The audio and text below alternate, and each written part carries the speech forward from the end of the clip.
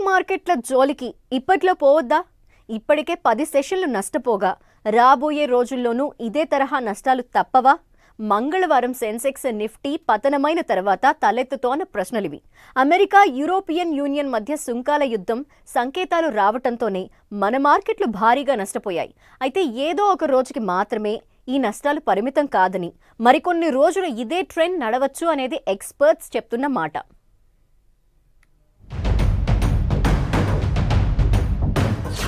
Stock మార్కెట్లలో అల్లకల్లోలం.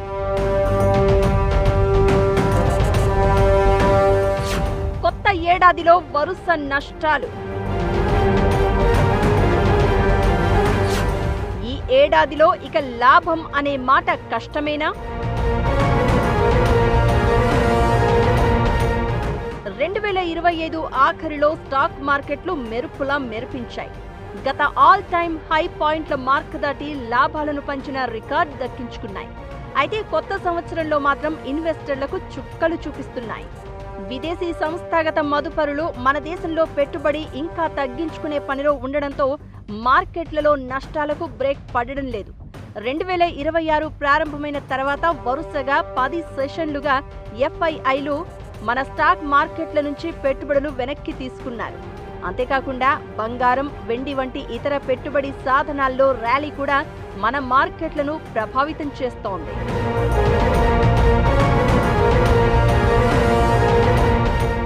మన మార్కెట్లలో నష్టాలకు ప్రధానంగా ట్రేడ్ వార్ ఆందోళనని కారణంగా చెప్పొచ్చు. అమెరికాకి వ్యతిరేకంగా యూరోపియన్ యూనియన్ బజూకా ట్రేడ్కి దిగుతామని ప్రకటించింది. ఇది ప్రపంచ దేశాల మధ్య ట్రేడ్ వార్కి దారి తీస్తుందనే ఆందోళనని పెంచింది.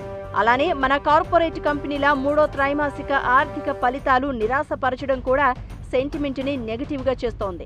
వీటికి తోడు అంతర్జాతీయంగా ప్రతికూల సంకేతాలు రావడం కూడా సెల్ ఆఫ్ని పెంచుతోంది. అలానే మార్కెట్లలో అమ్మకాలకు చమురు ధరలు పెరగడం కూడా మరో కారణంగా చెప్తూ ఉండగా, లిస్టెడ్ కంపెనీల్లో ఎక్కువ వెయిటేజ్ ఉన్న బ్యాంక్ నిఫ్టీ భారీగా నష్టపోవడం కూడా బిఎస్ఎస్, ఎన్ఎస్ఈ నష్టాలకు ఇతర కారణాలు. మరి మన మార్కెట్లో ఈ సెల్లింగ్ అంటే అమ్మకాలు ఆగవా? ఇప్పట్లో బ్రేక్ పడవా అంటే కనీసం ఫిబ్రవరి 1 వరకు ఇదే స్థితి కొనసాగవచ్చు. కేంద్ర బడ్జెట్ ఫిబ్రవరి 1న ప్రవేశపెట్టిన తర్వాత గవర్నమెంట్ తీసుకునే పాలసీలను వివిధ రంగాలకు ఇచ్చే కేటాయింపులను బట్టి మార్కెట్ల గమనం మారవచ్చు అనేది నిపుణుల మాట.